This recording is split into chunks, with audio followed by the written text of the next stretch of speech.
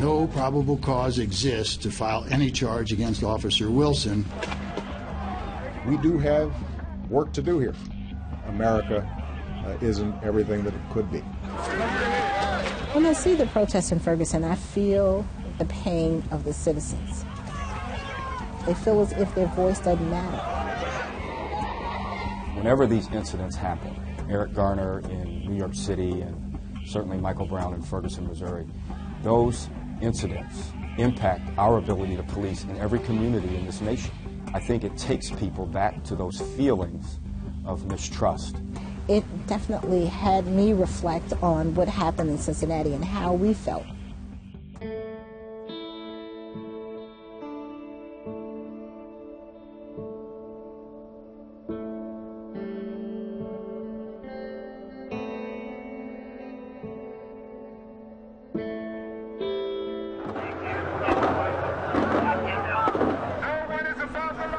There was one shot fired by the officer, and the individual was pronounced dead at the hospital. People who had been abused by the police decided to take to the streets. There was a problem. Black leaders had just had enough, and so there were 3 days of protesting in the streets, which gave a clearer view to people who were dragging their feet that the Cincinnati Police Department needed to be reformed. Historically, what has been proven to occur in most of our inner city neighborhoods in the country is that we over-police black and Hispanic neighborhoods. But we also police differently there. We have zero tolerance models, and we have real aggressive hotspot policing models in those communities. And it's not okay to throw those young people on the ground. It's not okay to stop and frisk people who haven't done anything wrong. Minorities in the United States never forget those negative encounters that they have with police officers.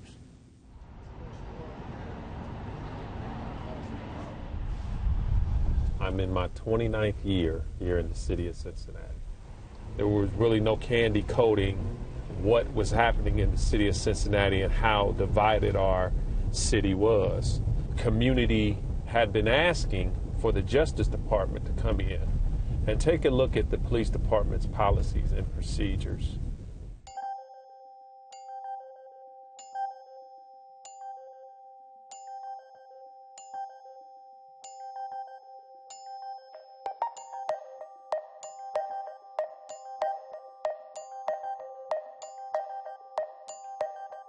I wasn't here in 2001, but I can tell you from studying the collaborative agreement and being a police officer for a long time, you know, cops needed to understand here and in other cities that you have to do business a different way.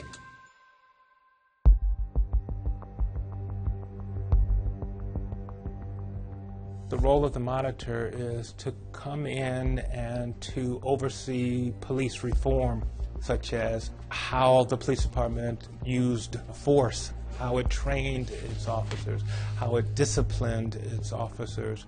I remember vividly the monitoring effort was extremely difficult. They were extremely antagonistic towards me and the monitoring team. The process wasn't easy. I saw the police department coming, kicking and screaming, because we had done business the way we had done business for so many years. The default stance that most police agencies have is big me, little you. We tell you what we are going to do to make your community safer, and we're going to tell you how we're going to do it. I think problem-oriented policing is just the opposite. It is problems that are organically driven up from the community, and that you strategically work to improve that situation with input from community members. Yes, you do. Yes, you do. Yes, you do. She looks at this. They really do. They really, truly do.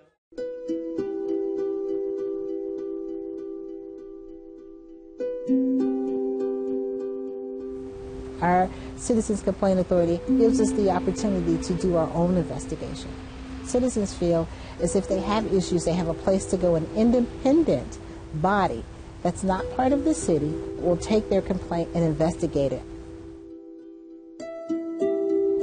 Each contact with the citizen, whether it was a traffic stop, whether it was a field interrogation stop, you had to fill out the contact card, name, age, race, why you were making this stop. And the cry was more paperwork, more work for the police.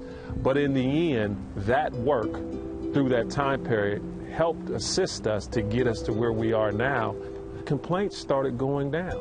So those cards did help change the mindset of this interaction with the citizens. And we still do them. Absolutely.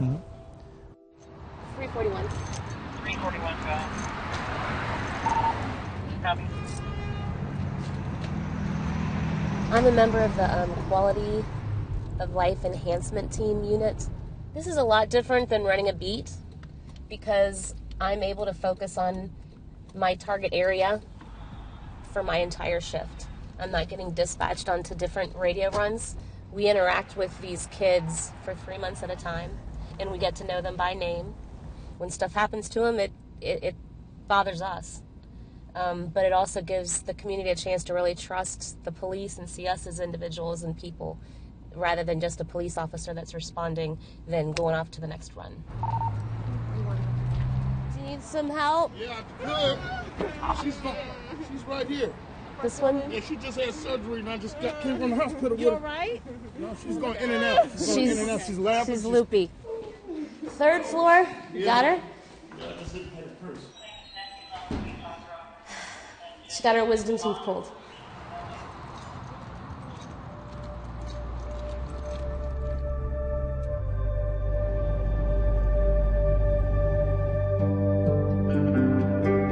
I think policing needs to change in America. I think it needs to be different with a different focus. The relationship building that police officers have to do in those communities gives a certain, I call it a relationship collateral, if you will. People will allow you to make mistakes if they know you and they trust you. One of the things that I was most afraid when we finished monitoring was, could these reforms be sustained?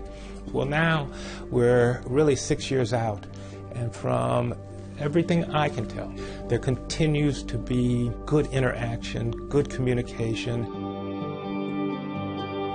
I do see some change.